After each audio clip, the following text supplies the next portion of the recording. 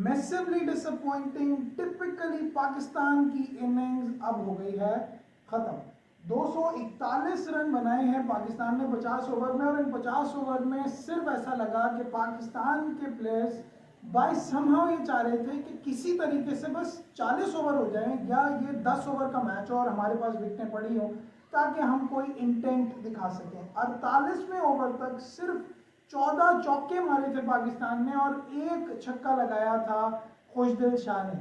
तो वैसे अगर देखें तो मैसिवली डिसअपॉइंटिंग। पाकिस्तान ने टॉस जीता, पहले बैटिंग की, थोड़ा सा ग्रूव में अपने आ रहे थे बाबर आजम, मगर फिर वो उनका एज लगा और के राहुल ने लिया कैच। इमामुल हक अभी आए हैं, ठीक है, अपनी विकेट थ्रो करके चले गए।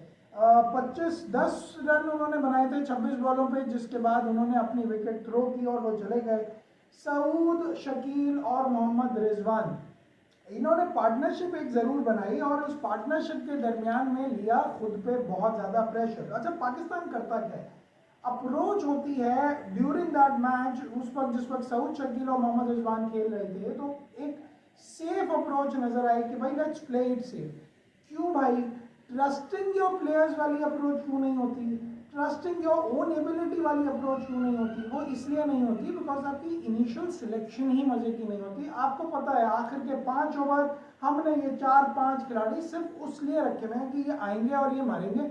उससे पहले अगर इनको इनकी बैटिंग आ गई तो भाई मुश्किल हो जाएगी, बिकॉज के सीधी सीधी बॉलें भी इनसे नहीं खेली जाएंगी, जो कि हमने टेक्निकल फ्लॉ देखा तैयब ताहिर के अंदर। सलमान आगा इंटेंट के साथ गए, एज लगा, वो भी आउट हुए। तो अगर सिर्फ हम कंपैरिजन करें तो पावर प्ले में पाकिस्तान ने बनाए थे 52, 2 खिलाड़ी आउट थे, 20वें ओवर तक 79 फॉर 2।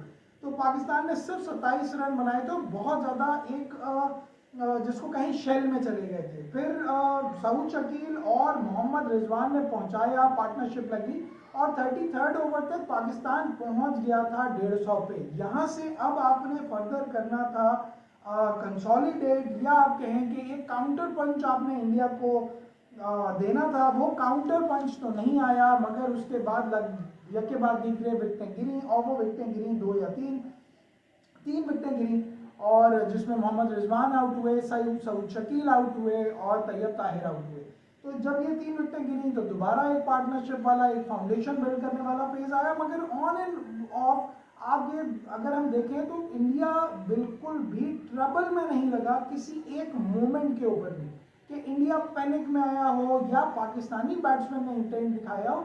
ऑल एंड ऑल पूरे मैच में 50 ओवर में हम भी यही चाह रहे थे कि यार ये जिल्लत जो है वो किसी तरीके से खत्म हो, कोई इंटेंट नजर आए, कोई बल्ले पे बॉल आए, इतने सारे लोग ग्राउंड में मैच देखने आए, उनको मजा आए। जेन्युइनली स्पीकिंग मुझे कुछ बहुत ज़्यादा ये नहीं लगा कि बॉलिंग को बहुत ज़्यादा फंसा के कर रहे थे। पाकिस्तानी प्लेयर्स का इंटेंट ही नज़र नहीं आया सिरे से। और जब वो इंटेंट नज़र नहीं आया तो उसकी वजह मुझे यही लगती है कि भाई जैसे आपके पास आपने बैट्समैन रखे हुए हैं, तो यू वांटेड कि यार किसी तरीके से बस मैच शुरू करा दो, मैच शुरू हो, पहली बॉल ना पड़े और बस 40 ओवर शुरू के कोई और खेल ले, और भले हमें उस पर 200 रन दे दो या 4 रन की एवरेज से हमें 170 दे दो, पीछे विकेटें पड़ी हैं, तब हम जाएंगे और हम जाके जो है वो इंटेंट दिखाएंगे और हम मारेंगे। 48वें ओवर तक पाकिस्तान की तरफ से इंटेंट गायब था, भले वो कोई भी खेल रहा हो, वो खुशदिल शाह हो। 48th ओवर तक इनिंग्स की इंटेंट नजर ही नहीं आ रहा था। 49th ओवर में मोहम्मद शामी को 2 छक्के लगे, एक खुशदिल शाह ने मारा और एक किसने, हारिस रऊफ ने एक उसको छक्का मारा। खैर गिरते पड़ते पहुंच गए हैं 241 के ऊपर। अब पाकिस्तान को चाहिए क्या?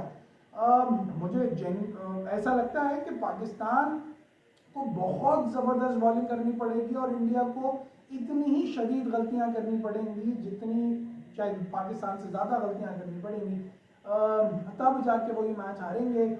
और ये मैच इस वक्त तक इवनली पॉइज तो आप नहीं कहोगे, it's in the bag, India के बैग में मौजूद है, और इंडिया को एफर्ट करनी पड़ेगी इस मैच को हारने के लिए, या फिर पाकिस्तान को इनिशियली थोड़ी सी विकेटें लेनी पड़ेंगी। और अगर वो इनिशियली ही पहले 10 ओवर के अंदर पाकिस्तान के पास चांस है कि वो उसमें अगर कुछ विकेटें ले सकते हैं तो वो उसको ले लें।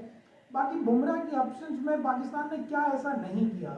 पाकिस्तान मुझे ऐसा लगता है बुमराह की प्रेजेंस अगर होती तो शायद पाकिस्तान के हक में ज़्यादा बेहतर होता, क्योंकि वो फिर सिर्फ एक बुमराह के अगेंस्ट थोड़ा सा सोच के खेलते और बाकी प्लेयर्स को कहीं ना कहीं एक इंटेंट दिखाते। यहाँ तो आपने तमाम बाकी प्लेयर्स को बना दिया प्रीमियम बॉलर्स। हार्दिक पांड्या आपको प्रीमियम बॉलर लग रहा था, आपका इंटेंट नहीं आ रहा था, पुल शॉट वैसे तो आप मार नहीं रहे थे, मगर जब आप मारने भी जा रहे थे किसी एक आध बॉल पे तो वो इतना लेट हो रहे थे बिकॉज कि आप तो पहले से डिफेंडिंग माइंडसेट में चले गए थे। और सबको चले कुलदीप की बॉल नहीं समझ में आती, बात समझ में आती है, जडेजा भी अच्छी बॉलिंग कर रहे थे, ठीक है, अक्षर पटेल ने भी बॉलिंग की, बट कोई एक इंटेंट नजर नहीं आया।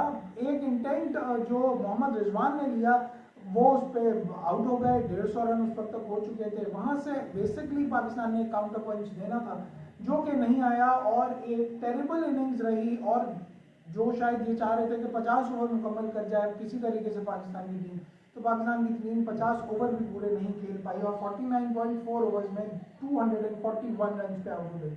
अब देखना यह है कि इंडिया की तरफ से इंडिया के लिए तो वैसे अब रिलेटिवली आसान है और पहले इनिंग्स में इंडिया लोग टोटली इन कंट्रोल और कहीं पर भी ऐसा नहीं लगा कि कोई एक किसी भी किस्म का कोई पैनिक बटन ऑन हुआ है या इवन पाकिस्तान ने ट्राई की हो कि पैनिक बटन ऑन करे।